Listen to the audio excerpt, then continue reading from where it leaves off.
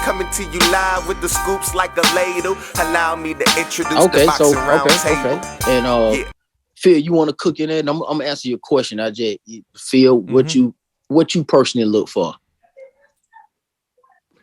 Yeah, man. You know, I'm a student of the game. You know what I'm saying? I box myself, so I mean, at the end of the day, I know it's a lot of levels to this, right? I mean, for me personally, it's all about getting a win, no matter how you decide to do it. So for me, I can admire Floyd Mayweather and the way he did it. Like I said, he did it on his own terms. Now, don't get it twisted. I mean, everybody likes stoppages, right? So and I said this the other day, when Floyd Mayweather was a face of boxing, you know, it was kind of, you know, it was more so of a love-hate kind of thing in the boxing community for Floyd, right? But right now we have the face of boxing of being a guy named Canelo Alvarez, and he's absolutely doing what we love for the face of boxing to do, right?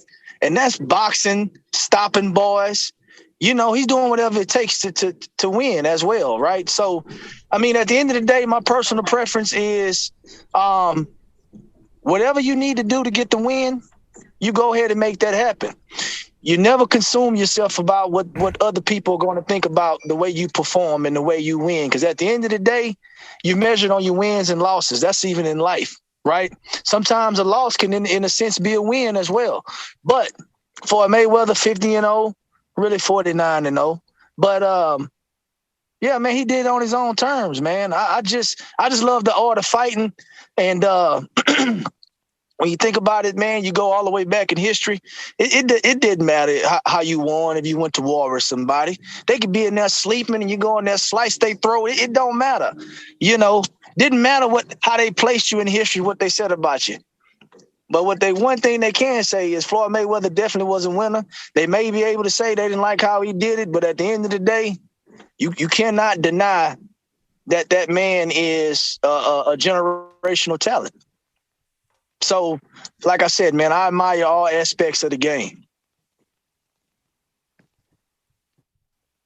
So, okay, so yeah, and I kind of agree with a lot of that, and I like it for, you know, y'all, because y'all speaking on your opinion, and I like to hear that from different people, what they look at. For me, man, I got to be able to just basically take your collection, and I got to be able to put it in a YouTube, tape player, VCR, whatever the case may be. And when I run it back, I got to be able to kind of feel something. Of course, obviously, the goal in sports is to compete, right? On the highest level, all the time, as much and often as possible, right? And there's also an element of self-satisfaction, which guys are going to probably make some maneuvers that's more favorable for themselves and their family at some point. So we do get that. We understand that people are not going to like every move that a boxer does. We get all that. All right. But for me personally, regardless of that, the definition of a professional is really being able to get it done under any circumstances.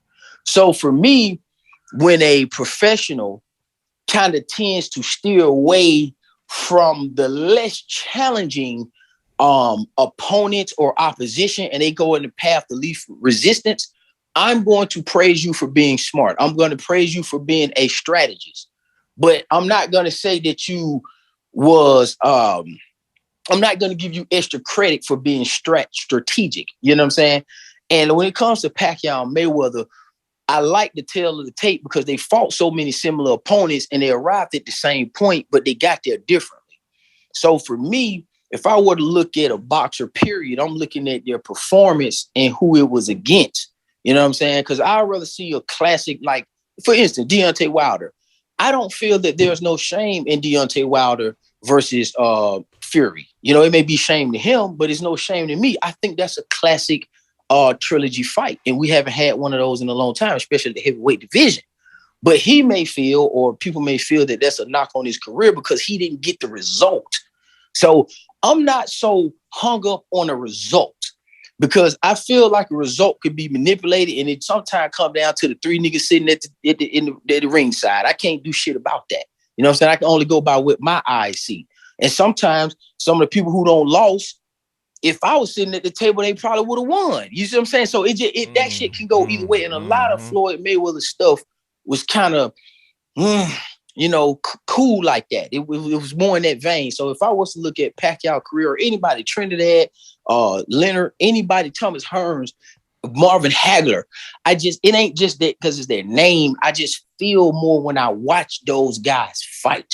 So if I was given a choice to say, hey, man, you're going to have to watch Mayweather's collection or you're going to have to watch Pacquiao's collection. And whichever one you choose, the other one has to go away forever. You can only use your memory to recount those fights. You cannot really ever go back and archive those. You can only look at one between those two. I would pick Pacquiao.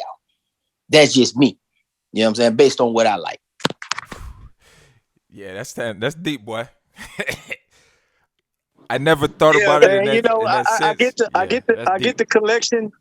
I get the collection argument, but if you're talking about a collection, man, I mean, you go back. I mean, Floyd Mayweather may have finished at 147, 154, but when you talk about his collection, man, I mean, this man was a complete fighter, man. You got to understand that Floyd Mayweather had to transform his style as he moved up in weight.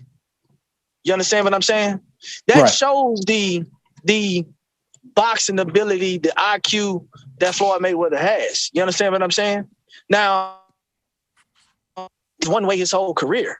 I mean, he literally had a alter ego, man. And I mean, at the end of the day, what he did worked. He had hand problems. So you know what? He didn't want to stop fighting. He said, man, I need to find a way to win, even with my really brittle hands. You understand what I'm saying? And I mean, he was just a master boxer, man.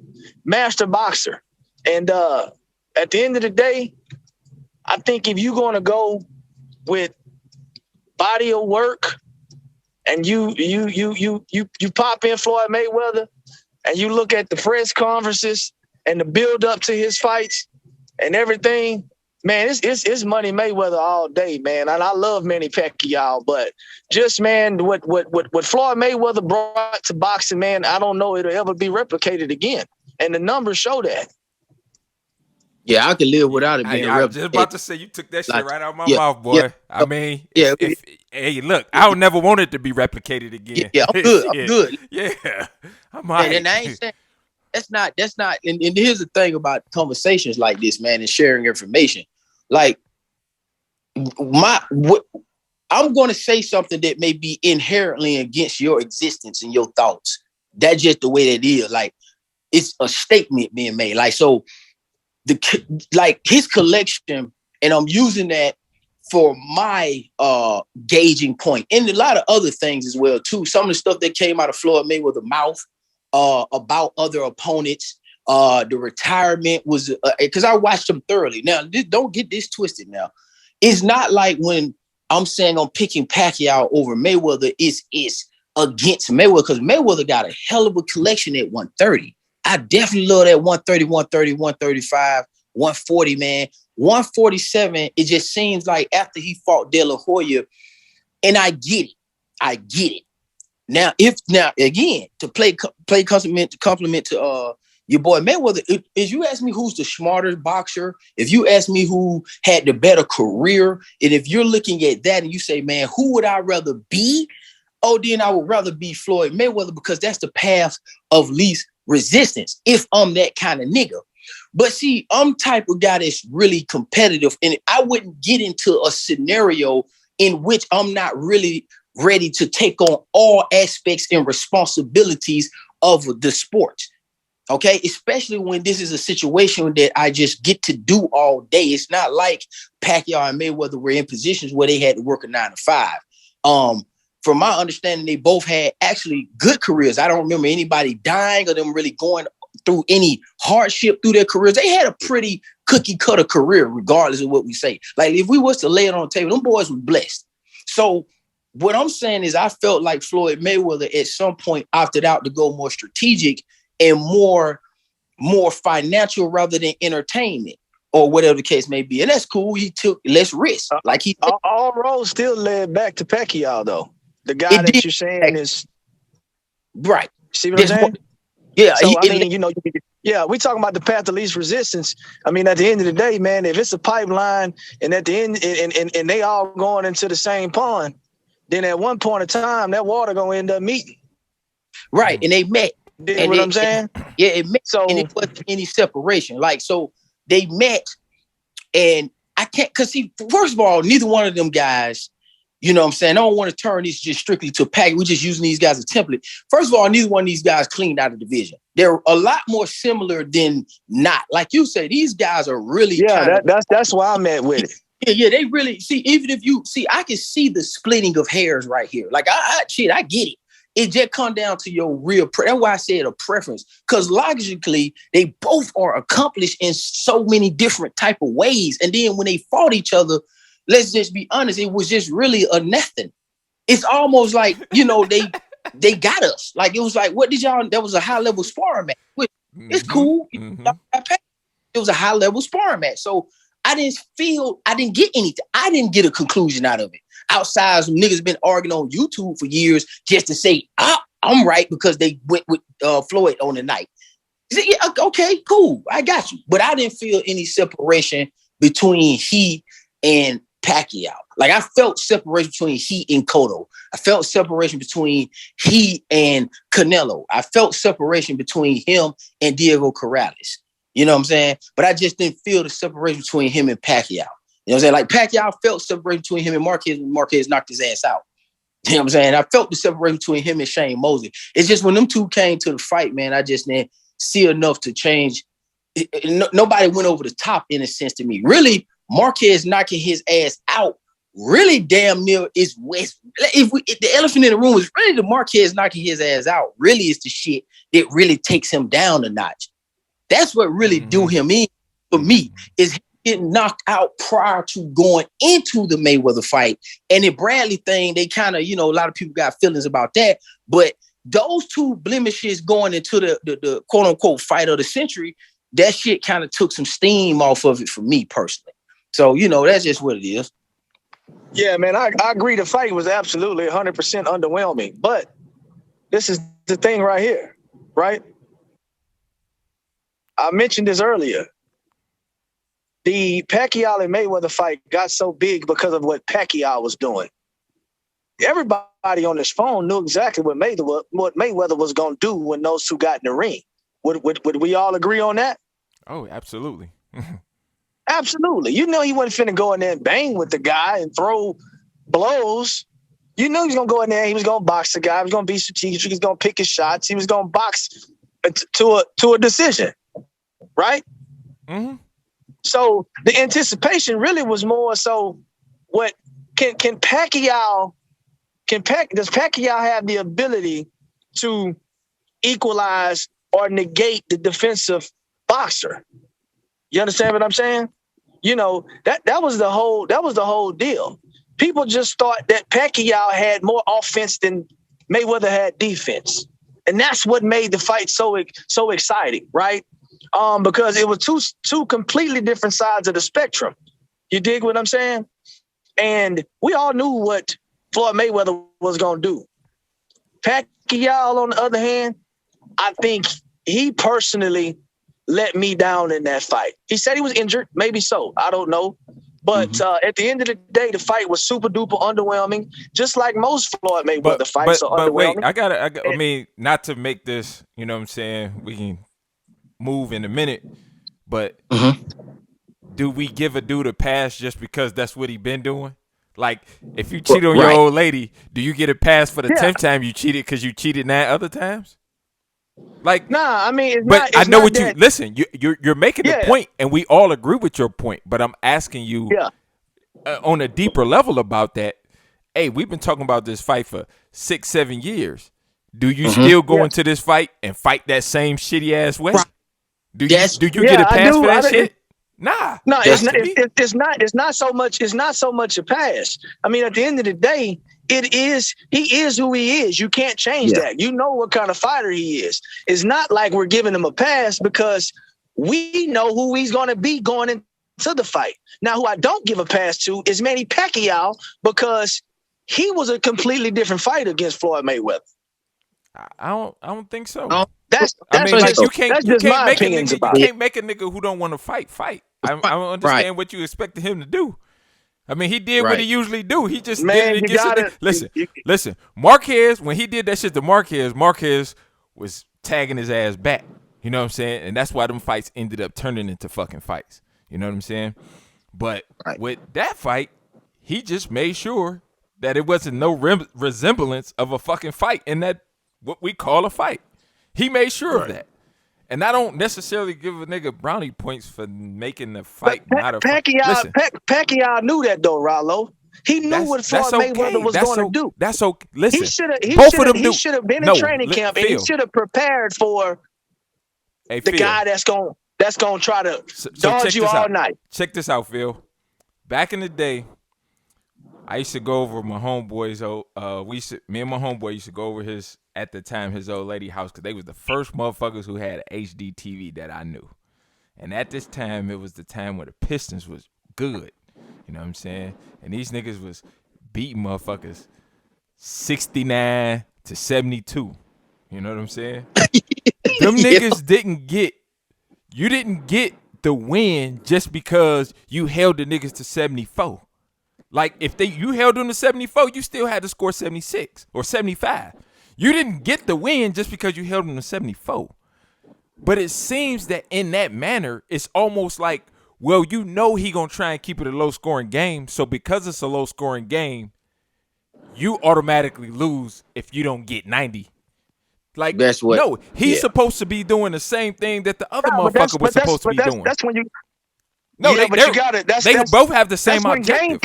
That's when game plans come into play. No, it don't matter about the game plan. If you know that you got to score 90, you need to do whatever it takes to score 90.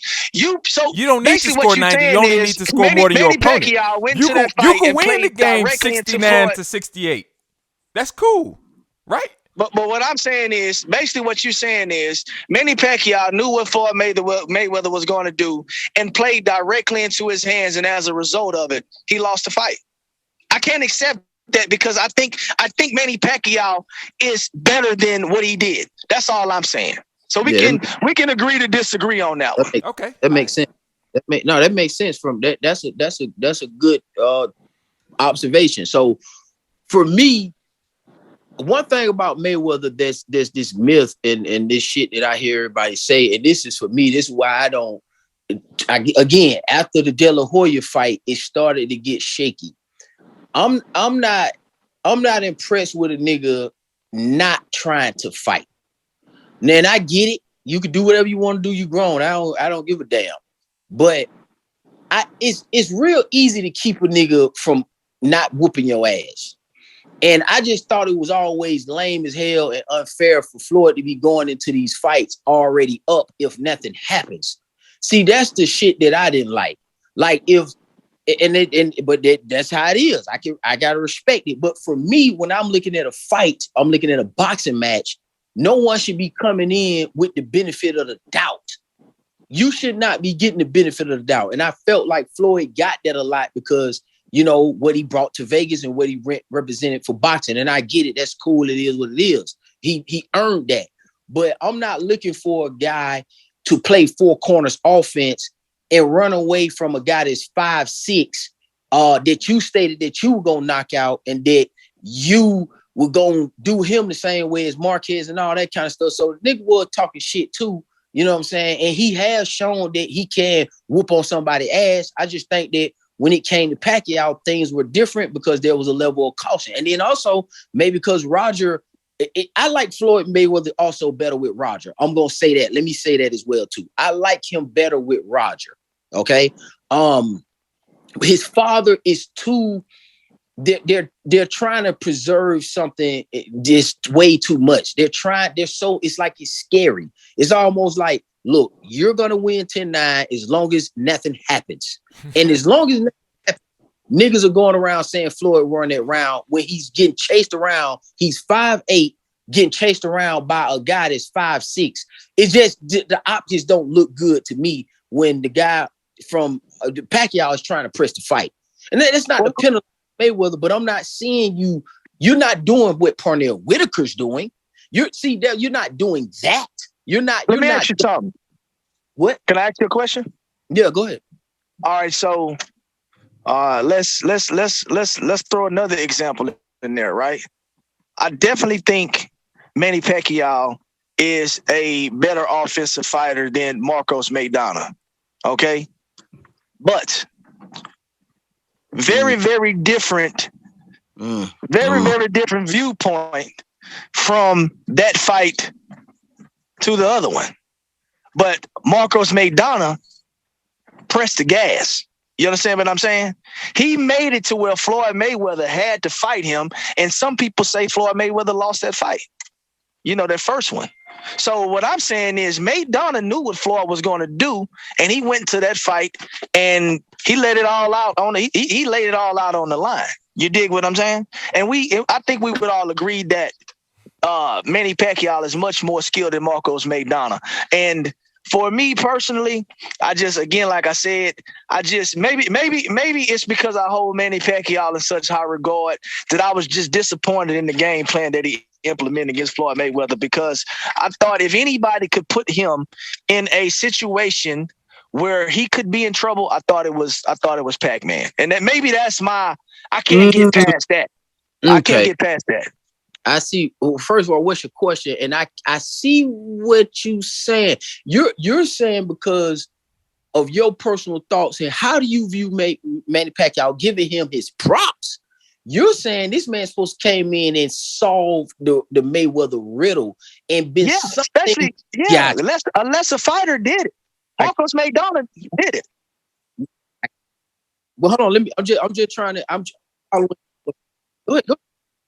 Yeah, man. I don't. I'm just not a fan of the.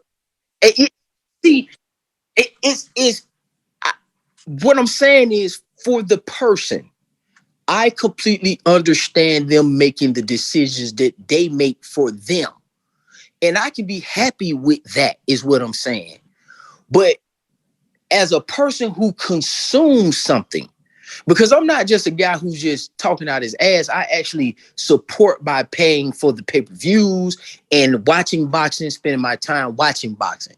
So from a consumer perspective, I get to criticize what I purchase with my money and my time and effort, because it's a blessing for these guys to be able to even box for millions and millions of dollars. The niggas just going in the ring, fighting for 48 minutes, really 36, and making that kind of money is just a true blessing. So ain't nobody above criticism. So with that being said, I'm just not a fan of a guy who's going in there to not engage and play four corners offense, and you're claiming to be the best ever, and I just don't see it in your hands.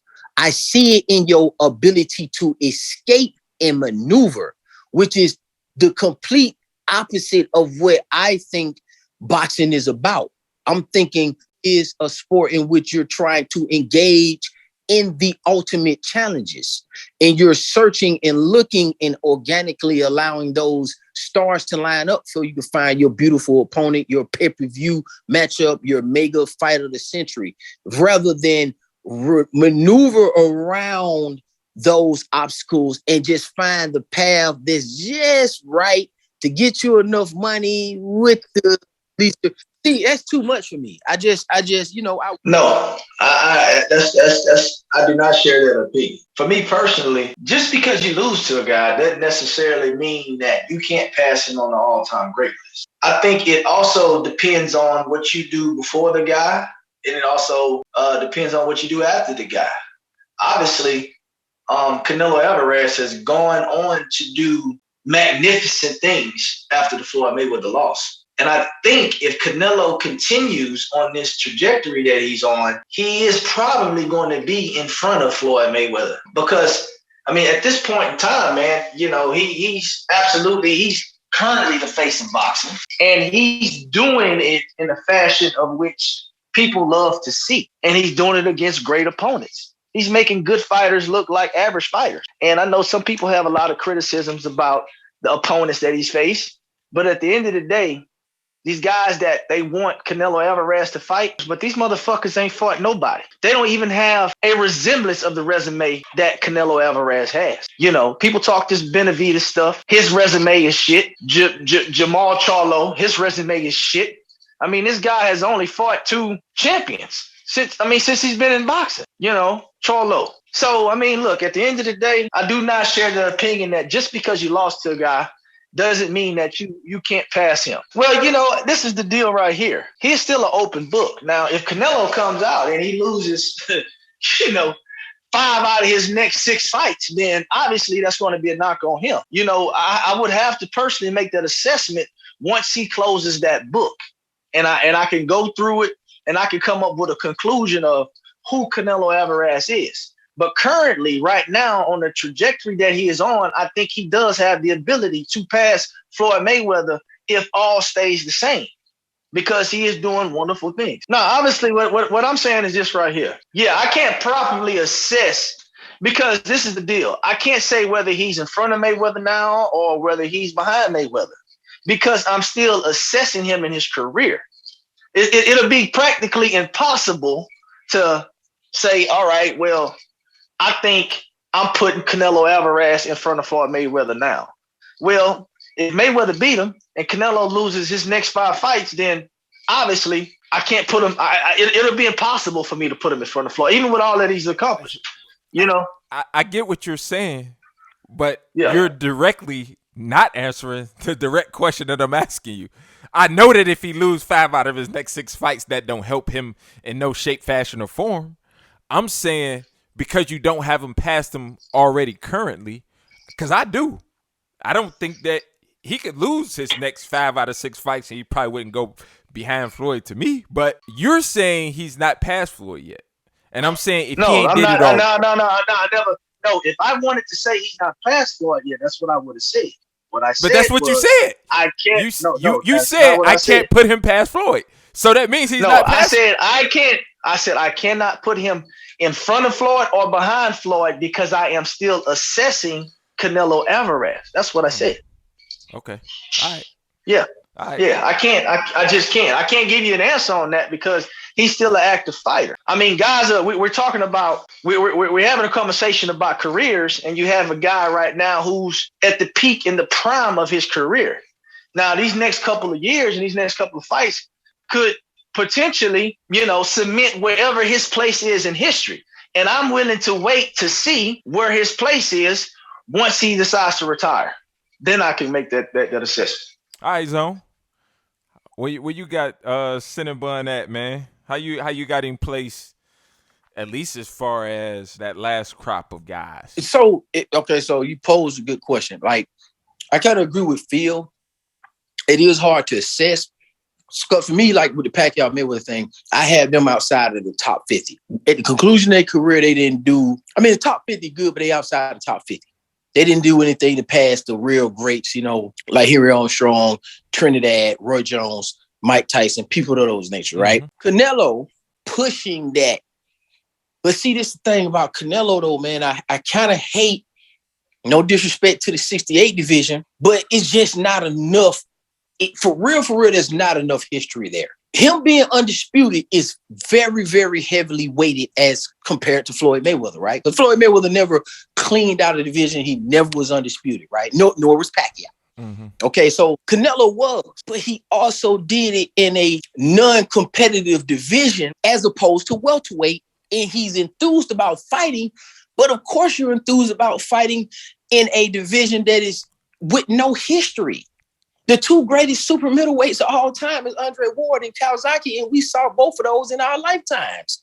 So like in the division, like 36 old. It's not like Floyd Mayweather, this man had to go against, and Pacquiao, man. You get in at 147, man, first thing come to your mind is Sugar Ray Leonard, Thomas Hearns, Benitez, Trinidad, De La Hoya at welterweight, these Pernell Whitaker at welterweight, Jose Napoles at welterweight. That's a lot of history at fucking welterweight, man. Henry Armstrong, Sugar Ray Robinson, and the mythical legends of all the old men. It's too much at welterweight. Regardless of even with Mayweather, like far as his style, that's why I stick to the performance. I would never criticize him with what he took advantage of the system, because I like that. I like him being a black man, getting his money. I like all of that shit right there.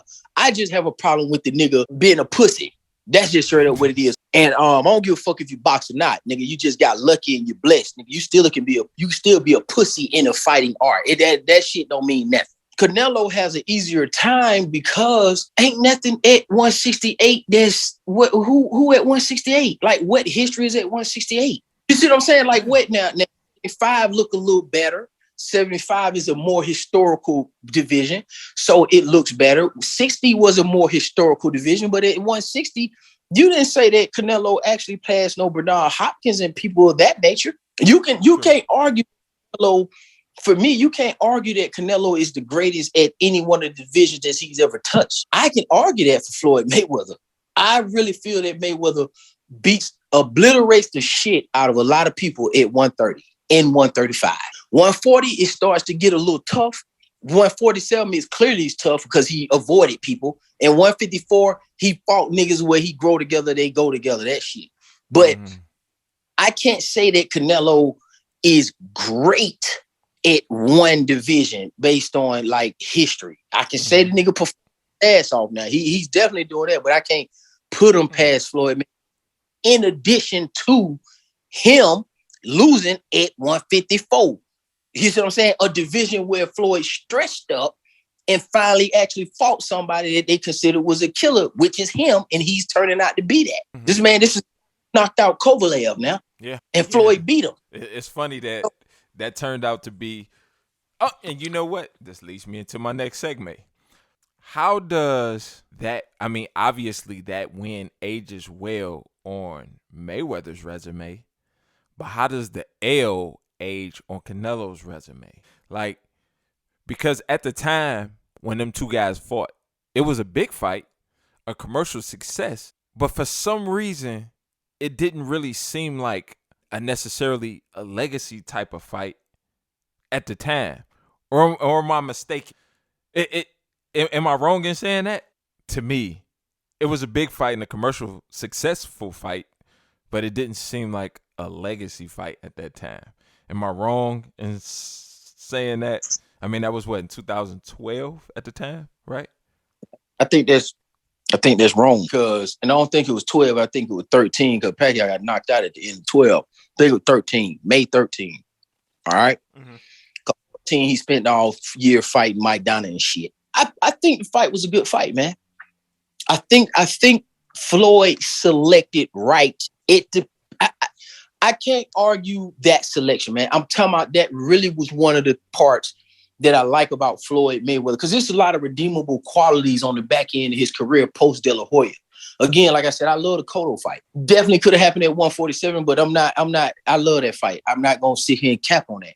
I love the Canelo fight. I have no issues with those. I think that, and I really actually like all his fights at 154. Oscar, Canelo, and Cotto, that's damn near good. I could argue that the nigga might probably just should have been at 154 because at least one thing about 154, those guys is just the right amount of big to push him to fight in that. Now, this is what Phil is saying. I agree with Phil when he say he thought Pacquiao was the one to push him. That's how I feel about Mayweather at 154. It would have been too much pressure or just the right amount of pressure to make him be a little better than he was at 147. So the Canelo fight and fighting at 154, I like those three fights personally. I can watch those fights over and over again because Mayweather actually performed. I don't have no issue with the fight itself. I'm just saying at the time, obviously we didn't know what Canelo would turn out to be.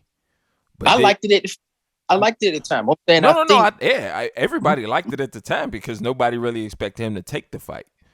But obviously it seemed like it was a legacy fight in a sense. But did it seem like that at the time?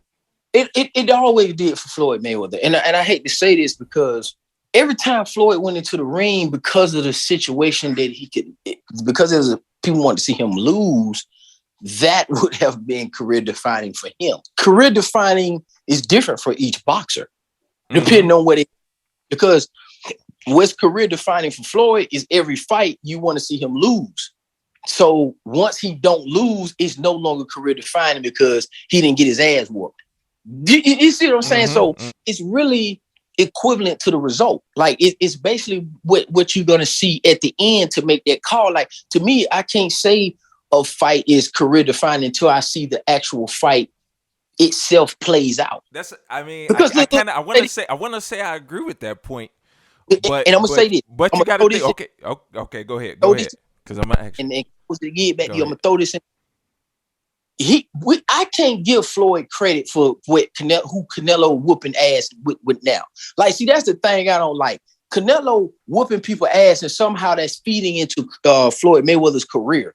No. Canelo, at the time that you fought him, had fought X amount of fighters. You got a result that produced a fight that broke pay-per-view numbers. And to me, it was a career-defining fight because Floyd went up, accepted the challenge. A lot of people didn't think he was going to challenge it, take the challenge. Canelo issued the weight and called him out. Floyd accepted, and it was a good, strong move. So it was a career-defining fight to me, especially afterwards, because that was a big fight. I think that was a good fight at 154. Now, to say, oh, it's a big fight now because of what these motherfuckers done afterwards, that's not fair to me. Like, same thing with Shane Mosley. Okay, so now I can really say most of Floyd Mayweather opponents actually has gotten worse. So now I could go into an argument to really exclude him out of the top 50 because if I open up that door and we're going to get value based on career defining fights based on post fight, then he fucked. He fucked. You know what I'm saying? Yeah. See, that's why I'm asking you. That's why I'm trying to get clarity on it. Go ahead and cook. So I'm trying. So because I was gonna say because clearly, let's say Spence and Crawford were to fight. Going into that fight, wouldn't we know that's a legacy defining? Yeah, absolutely. Legacy fight. You know what I'm saying? Or let's say AJ Fury, and that would be one of those types of fights as well. In a sense, I mean, I do completely understand, and we do agree on this point. For instance, Anthony Joshua versus Andy Ruiz, that's Andy Ruiz's claim to fame, but not Anthony Joshua's. It was 1-for-1, but not for the other. But sometimes it's that for both.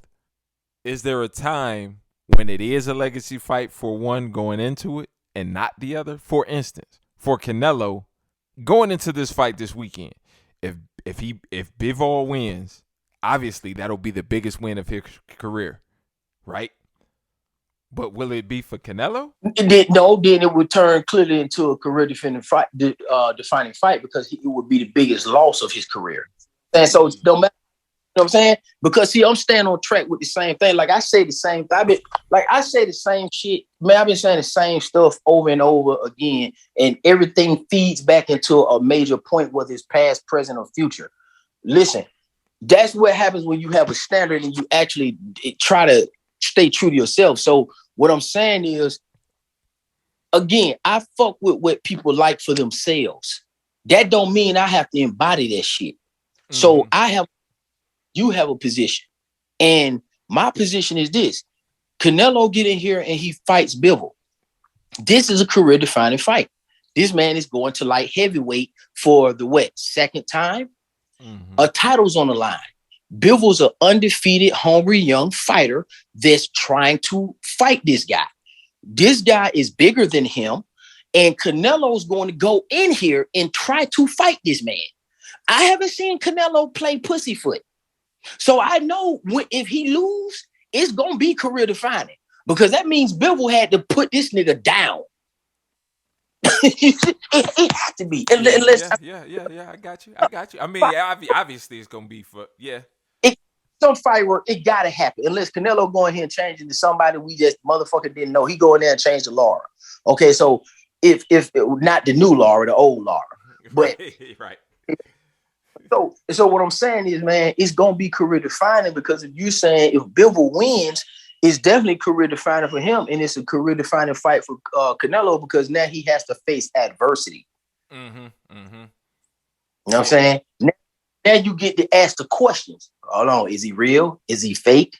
Does that open the door for Andrade, Jamal? Do we change our opinions? Do he crumble? Do he quit like Wilder did? See, clearly Tyson Fury was a career-defining fight for Wilder for more purpose. We ain't seen this box ever again. This guy has retired. Tyson Fury changed that man's whole life. In a good way and a bad way. Yeah, man. And I agree with you, man. But you're trying to figure out what's the career-defining fight for Canelo Alvarez, or just boxers in general? Just in general. No, we have to use people as an example. You know what I'm saying? But yeah, we always speaking generally. Yeah, I think, honestly, man, one that I'm definitely looking forward to right now is, I think, if Terrence Crawford and EJ can get this fight done, I think that's going to be more so a career-defining fight for EJ, considering Crawford's already been undisputed at 140 pounds. He's been a champion at other divisions as well. And, so I think in a sense, I think it could be a career-defining fight for both of those guys, because it's going to be, depending on who wins, we're going to see what they're going to do afterwards, right? I think a loss for Crawford is not going to hurt as bad as a loss for Errol Spence Jr., right? Really? Yeah, I don't think so. I don't think a loss for Crawford is going to hurt as bad as a loss for EJ. Because you got to think about it, man. EJ's been at 147 pounds his whole entire career. But you know what though? It depends. I think what Zone said, because if it's a classic ass fucking fight, right? I don't think nobody really loses. Like, you know what I'm saying? Yeah, no, I agree. No, and then again, I'm not saying you got one loser or one winner. What I'm saying is, I just think if you just compare apples to apples, I just think Bud Crawford's obviously the more, the more drip. He got. The more, he more dripped up. Okay. You know what I'm saying? I mean, I got you. And really, let's be honest about it. Errol Spence Jr. has been in this division for nearly a decade, and now he's just getting his chance to have that one fight that everybody wants to see. You dig what I'm saying? Mm-hmm. And it's just so happened to be against a guy that's been really destroying shit since he stepped on the scene. So I think, like I said, I think if Crawford loses, I don't think he loses as much as Errol Spence Jr. because he's spent his bulk of his career, pretty much his entire career, his entire career at 147. And for him not to get to that mountaintop like he's been trying to do for the past decade, I think that kind of is, I'm not going to say it was for nothing, but it does kind of do something to your legacy a little bit. And I'm not saying that he can't bounce back, but I'm just saying that if Crawford was to lose, I mean, he's still Terrence Crawford. If EJ was to lose, it's like, damn, bro, you did all of this just to lose to Terrence Crawford. You know what I'm saying? And I'm just being real. And I mean, there's no shame in that. There's no shame in that, obviously, right? There's no shame in that because, Crawford he's a grown man. You know what I'm saying? He's a beast. But I do think this right here for Errol Spence Jr. is absolutely a career-defining fight because, he's worked as hard as he worked to get to this point specifically, become undisputed at 147 pounds, and he's been screaming it strap season since day one. You got one more strap you need to get. And because you put this pressure on yourself, and now the time has arisen, you got to show up. This is why I think that's probably going to be more so a career-defining fight for him. Okay. You know what? I can't disagree with you, man. You may say it might be a little bit more for him, being like you said, he's been fighting at welterweight for 10 years now. He came out of the Olympics in 2012. So and see, that's what I'm saying with and I'm fucking with his perspective on what Phil's saying because that shit makes sense. Now, to get clarity on what I'm saying, like how so right there with Errol Spence and Terrence Crawford, right? I don't think it's more so for one than not the other because I don't know the result of the fight. What if this shit is a split? You see what I'm saying? See, I don't see, because what if Terrence Crawford knocked this nigga out in 2 rounds? What if Terrence Crawford get knocked out in 2 rounds? And regardless of what's accomplished prior to, I don't know if that's enough to fall back on because the big fight is now. Like, so even though Terrence Crawford has accomplished a lot of things prior to, he got those accolades to lean on, he still ain't had a fight bigger at 135 and 140 than Errol Spence. Now, however, if there was a fight down there like that, then we're talking a whole different story. Like, this was his third one like this. Like, hey, now, that motherfucker fought Mikey Garcia, and that was a big career-defining fight. He fought Fighter X, whoever you had in your mind, right, at 35 and 40. But he's doing it now at 147. So for him, it's like this is the opponent that he's finally been searching for to get over that hump and get that respect. Because let's be honest with you, man, Crawford is a dog, but he still don't get that notoriety, that true respect like he should. He actually, EJ to me get more respect. He's more popular. He's just more in the glamour division, and been there longer than Crawford. So it just depends. And I think that's why though. Okay, so hold on. You saying okay. So you saying I think because he's been in the division so long. You got to think about it, man. Errol Spence Jr. He was in the division when Floyd Mayweather was still fighting. He went into the gym. His whole what does it entitle him to? Like, I'm rocking with you, but what comes to my mind is because he's been there longer, that doesn't entitle him. Because really, let's think about it. Me and you take a step back too. Really, we thought there would be him versus goddamn Thurman. See, that's why I say you got to get the fight to see what's career defining, because hell, we might not even get the damn fight. Let's be honest. I'm not being funny, but these niggas ain't booked nothing. Mm-hmm. No, they ain't booked nothing. No, I'm with you. I'm with you. But I just think when we talking about, you're talking about the respect and everything that each fighter gets. I think part of the reason is because Errol Spence Jr. has been in the division so long. He was in the division at the same time as Money Mayweather. He pretty much got co-signed by Mayweather. Let's be honest about it. He's one of the few fighters that got co-signed by Mayweather. Right. Absolutely. So I just think his career path, and this has nothing to do with their skills inside of the ring, obviously, right? I just think his career path and the way he decided to go, I mean, obviously he went with Al Heyman, right? Right. So, and then, he's in Texas, man. You know what I'm saying? That I think that has a lot to do with it as well. Absolutely. I just think that he was really set up to succeed, to be honest with you. He was set up to succeed. He got a lot of pub coming out of the Olympics. Okay.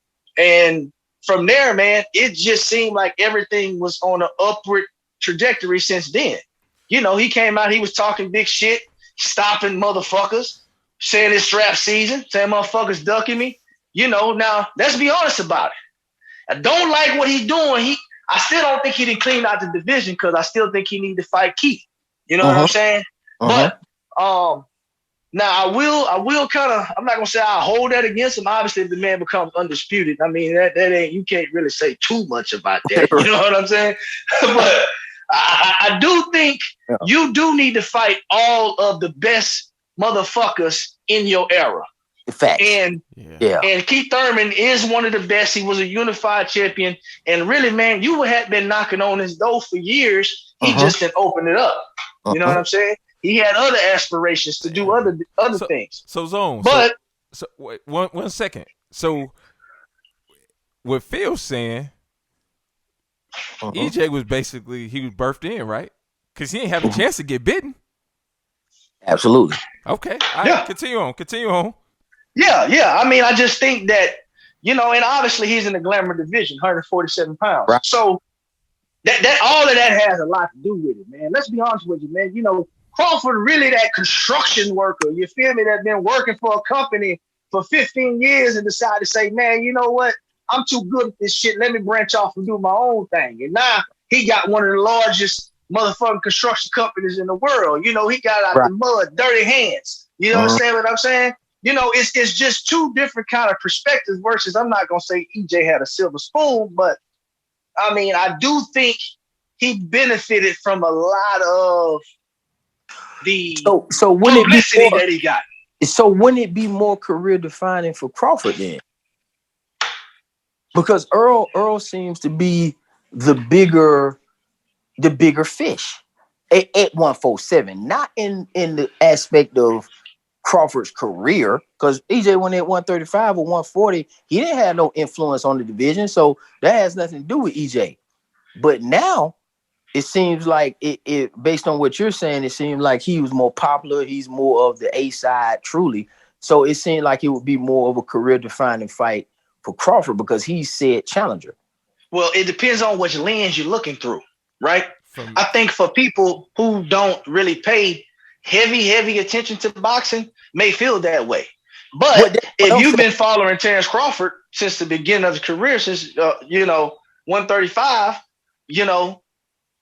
then you may have a different perspective on that. You see what I'm saying? Right. Phil, you got to remember, Phil, we always talking about our own personal perspective. I don't give a fuck about what nobody else thinks. Yeah, we only talk about the niggas on this shit right now. Now we're just right now we're just discussing what the consensus is as far as the respect that both of these fighters get. I mean, obviously we can see that EJ is a more popular fighter than Crawford. You know what I'm saying? So I'm just speaking from an instance of where the consensus is that he is more popular. And I'm just speaking on it's an observation of why I think he is more popular. Right. So who is it? So you saying who is it more career defining fight for if you're true? Because I can't say anything until I see the result of the fight. That's my position. So I don't have an answer for you, right, Rollo? So what would you say right now, Phil? Who you saying based on what you said? Man, I'm gonna be honest with you. Based on the way I feel, I think Earl Spence Jr. has built his entire career on this moment. I think this is. Is it? Yes, it is. Is it? It ain't necessarily. Now, let me try to see if let me make sure of something. It's not necessarily that it's Crawford because it actually could have been. Exactly. It could have been anybody. Could have been anybody. So this is what I mentioned earlier. He has put this pressure on himself, and this is the last piece of the puzzle that he needs. It could have been Ugas, it could have been Thurman, it could have been Porter. It just the 3 belts and him standing trying to get the last one, talking about strap season. The moment itself, I got you. You said yes. This is what I'm saying. It's not so much of the opponent. You understand what I'm saying? But the mission. You dig what I'm saying? Now, see me. What I'm saying is, I understand the moment. That's what we've been, because that's what they're gonna sell us on. The moment. If this man get in here, and this man knocked this man out in 3 rounds, and that man had collected all them belts. Then I can say something. Or Earl Spence get in here and knock this man out, then I'll be able to tell you. Or if it's controversy, because we might be at square one. What if it's a draw, like Tyson Fury and Wilder? It's like, God damn it, we gotta wait one more goddamn year. You see what I'm saying? So this could be a standstill. This could be a stalemate. See, that's why I say I don't know. Because then if it's a stalemate or if it's underwhelming, I'm going to tell you right now, man, that shit was trash, man. That shit was so underwhelming. That ain't Errol Spence's best fight. That ain't Crawford's best fight. I would then say that regardless of what was on the line. You see, because we go say that. We all know that Pacquiao and Mayweather, first of all, we both would sit here and say we all may say that's not Mayweather or Pacquiao career defining fight. My eyes for both of them niggas is actually De La Hoya. Both of them, I think, was De La Hoya. because it was when they both crossed over. So it was never going to be Mayweather versus Pacquiao was their career-defining fights, because that was more manufactured off arguments and back and forth. A performance would have had to be produced, to me, for that to be topped. See, so even still with Pacquiao and Mayweather fighting, Pacquiao career-defining fight is De La Hoya. And then here's another thing. The second one to me would be Marquez, because he got knocked the fuck out. Which, you see what I'm saying? That was career defining. Mayweather's, I'm gonna say, is the next one after De La Hoya is Gotti. Right. So you basing more of those fights on the actual performance in the ring and not necessarily. I mean, obviously it depends on the opponent as well, but just because you fought a good opponent, you had a shitty fight. It don't. No, it don't. Because to me, you don't know like Adonis Stevenson. And I'm not trying to be funny, man, because there are injuries that take place. There are things that happen. People get popped on drug tests. To me, Margarito career-defining fight was Shane Mosley, because that's when the hand wraps came up, and that man's career has been definitely different. Margarito was on a trajectory, bro, like no other. Going into that Shane Mosley fight, we was fearful and we had our crosses out praying for Shane Mosley. I thought Margarito was gonna kill that nigga. Yeah, sure enough. So hold on. So what about? So now that you bring that up, you bring a different perspective. You know, your career-defining fight is not always potentially the best opponent that you fight. You know, It's kind of like that situation. It's kind of like that podcast, The Pivot, right? After this fight, or during this fight, or before this fight, how did this affect your career? Prime example, the Miguel Cotto fight, when the guy had the quote unquote, you know, the plaster hand, and Miguel Cotto just was a fucking warrior all 12 rounds. Face was bloody and beat. I think, you know, when you look at that, and then they have the rematch, and Miguel Cotto fucking destroys this guy. I mean, I think maybe that might have been his career defining fight. I think it was against who was that fight against? Was it Cotto? Yeah, Cotto. That was Margarito, right? Yeah, you talking about the second time they fought? Yes, the second time they fought. Yep. You saying he destroyed him? Shit, look, almost like that looking to the first fight to me. Shit, but I mean, you know, I'm saying it was drastically he got some different. It was drastically different than the first time around. You understand what I'm saying? You could tell it was the only difference to me was the nigga eye swole up. I mean, he did exactly what he did in the first fight to me. It just didn't go long enough for him to get caved in like it did the first time. Right. But again, like I said, see, and guess what? All that was a result of after Shane Mosley, after being exposed, serving a suspension. Then you fight Pacquiao break your orbital bone. Then Cotto going to get you after that because your shit already weak. It's just his career turned for the worse, which is why I'm saying now Cotto also fight Ricardo Mayorga, and we know that nigga ain't no defining fight for Ricardo Mayorga. Ricardo Mayorga defining fight was Vernon Forrest.